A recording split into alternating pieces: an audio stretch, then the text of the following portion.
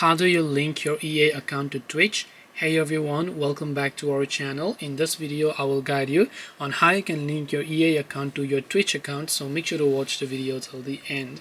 So if you want to actually link your EA account to Twitch, it's actually quite very simple, because all you have to do is actually open your browser and go to this URL, which is ea.com/Twitch linking. I repeat, ea.com/Twitch linking. I'll make sure to drop a direct link down in the description box as well.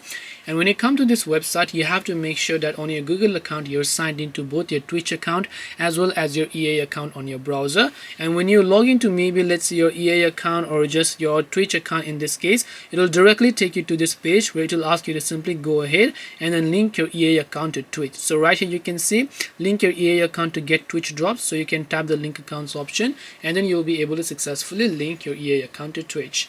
This way you can link your EA account to Twitch. Hope this video was very helpful. If you have got any more questions, then feel free to also leave them down below.